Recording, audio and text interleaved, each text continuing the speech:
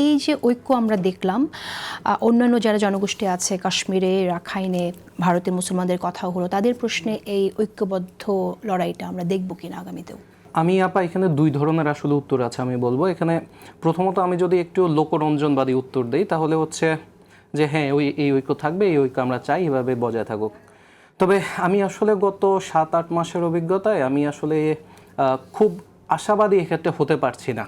এটার কারণ হচ্ছে কি, মানে কখনো কখনো মনে হয় যে এই দিনগুলো আসলে একদিনের জন্যই আসে এবং ঐক্যগুলো শুধুমাত্র একদিনের জন্যই থাকে। এটার কারণ আমি ব্যাখ্যা করছি, সেটা হচ্ছে যে আপনি যখন আজকের মতো একটা দিন শেষে আগামীকালকেই আমার গত 16 বছরের আমি যে লড়াইটা এখানে করেছি, এই লড়াইটাকে আপনি যখন অস্বীকার করবেন, আপনি যখন এই জুলাই আন্দোলনে আমার সম্পৃক্ততা সম্পূর্ণভাবে অস্বীকার করবেন, আপনি যখন বলবেন যে একজন আশিক চৌধুরীর মতো প্রোফাইল কোনো রাজনৈতিক দল সরবরাহ করতে পারবে না, এই ধরনের বিষয়গুলো যখন আগামীকালকে থেকে তৈরি হবে, তখন আসলে কিন্তু এই ঐক্যগুলো আসলে বাস্তবতা হচ্ছে, এই ঐক্যগুলো আসলে আর থাকে না তখন। কিন্তু আমি এখানে যে বিষয়টি বলতে চাই যে গত 16 বছরের যে ধারাবাহিক লড়াই আমাদের এখানে, বিএনপি কিন্তু নেতৃত্ব দিয়েছে এই লড়াইয়ে।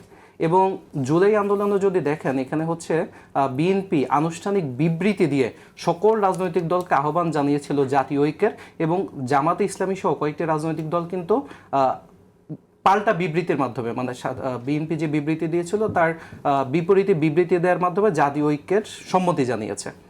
এখানে 5ই আগস্ট পরবর্তী সময়ে আমরা চেষ্টা করেছি যাতে একটি জাতীয় ঐক্য বজায় থাকে, ছাত্র সংগঠনগুলোর মধ্যে থাকে, জাতীয় পর্যায়েও থাকে। কিন্তু ধরেন যখন হচ্ছে ছাত্র প্রতিনিধি নামে একটি নির্দিষ্ট ছাত্র সংগঠনের কয়েকজন গিয়ে প্রধান উপদেষ্টার সাথে বৈঠক করে, ছাত্র প্রতিনিধি নামে মন্ত্রণালয়গুলোতে শুধুমাত্র একটা সংগঠনের প্রতিনিধি যাওয়া হয়, এই ধরনের বিষয়গুলো যখন ঘটে তখন আসলে বাস্তবতার জমিনে ঐক্যটা আর থাকে না।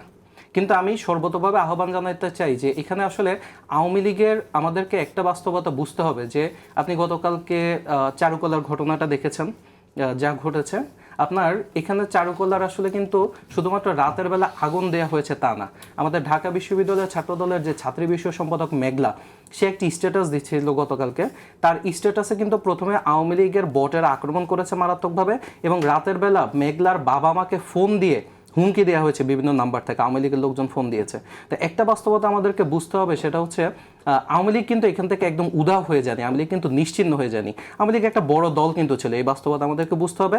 তাদের সর্বোচ্চ ধরেন 1% নেতাকর্মী বিদেশে চলে গেছে, বাকি সবাই কিন্তু দেশেই আছে। আমরা কিন্তু একটা বারুদের স্তূপের উপরে দাঁড়িয়ে আছি। এই সময়ে ঐক্যটা হচ্ছে সর্বতভাবে প্রয়োজন।